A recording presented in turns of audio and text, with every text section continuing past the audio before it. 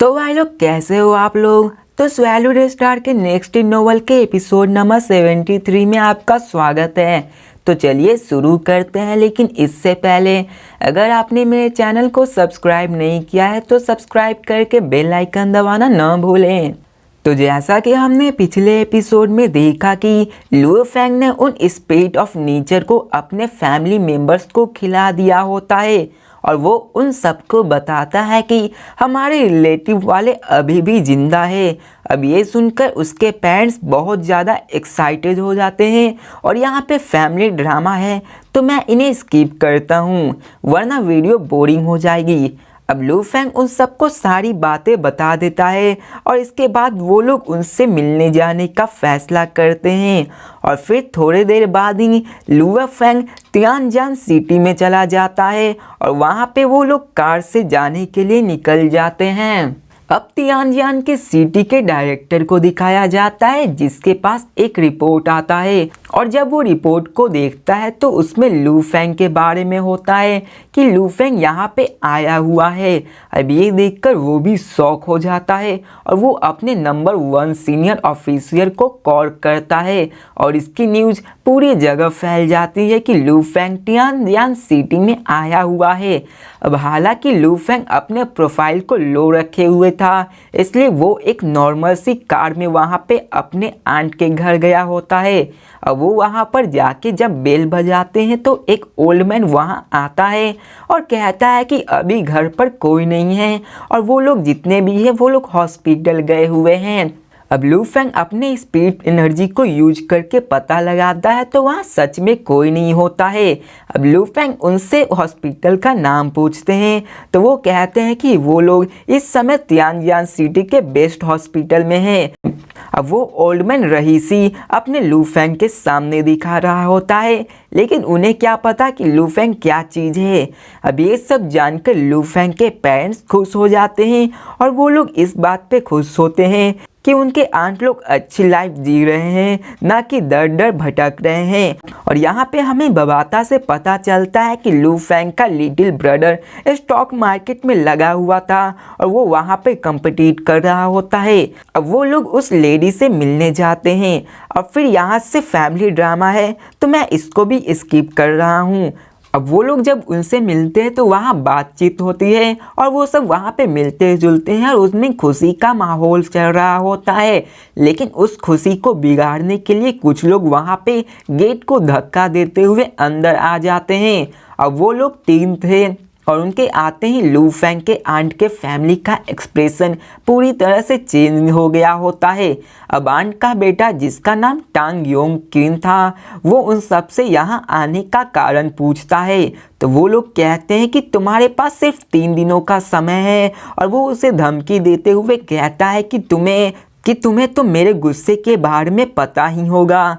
अब तियानजान और उस बंदे में बहस होने लगती है और लू फेंग भी साइड में खड़ा होकर चुपचाप ये सब देख रहा होता है। अब उन सब में बात बढ़ने लगती है और इसके फादर तांगयान से पूछते हैं कि आखिर यहाँ चल क्या रहा है और यहाँ क्या हो रहा है, लेकिन तांग योंग उस आदमी जिसका नाम वांग जिन होता है उससे गुस्से में कहता है कि तुम्हारे पास इतनी सारी लड़कियाँ हैं तो तुम आखिर मेरे सिस्टर के पीछे क्यों पड़े हुए हो। और हमें यहाँ पता चलता है कि वो आदमी बहुत ही नीच किस्म का आदमी था और वो लड़कियों को कलेक्ट करता था। लेकिन अब होगा इस एपिसोड में मेन एंट्री और हमारा लू फेंग तालियां बजाते हुए कहता है कि मुझे उन लोगों से बहुत नफरत है जो अपने आप को ऊंचा दिखाते हैं। वांग जांग लू फेंग की तरफ देखता है और बहुत ही ज़्यादा गुस्से में होता है और लू फेंग के इस तरफ बीच में आने से वो और भी गुस्सा हो जाता है और वो अपने दोनों गार्ड्स से लू फेंग के हाथ को तोड़ने के लिए बोलता है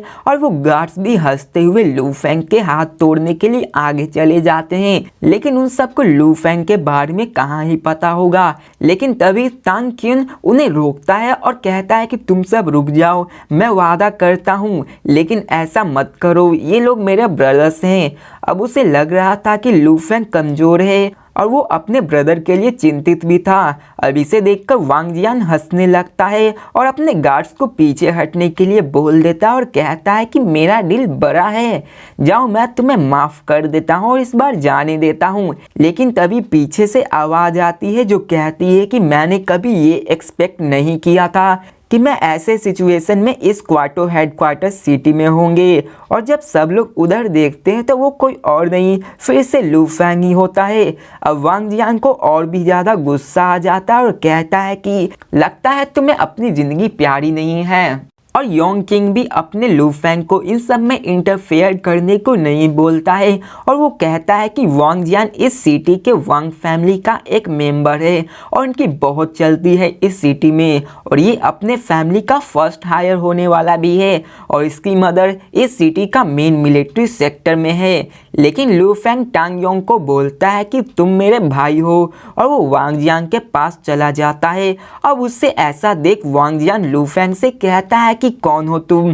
तो लू फैंग कहता है कि कौन हूँ मैं, और वो ऐसे बोल के हंसने लगता है। लेकिन तभी वहाँ पे कुछ कागज़ के टुकड़े हवा में उड़ते हैं और वो इतने फास्ट होते हैं कि कोई भी रिएक्ट नहीं कर पाता और वो कागज़ के टुकड़े सीधे वांग जियान के बॉडी में जाके लगते हैं और लू फैंग उसे यूज करके वांग जियान को हवा में उठाने लगता है।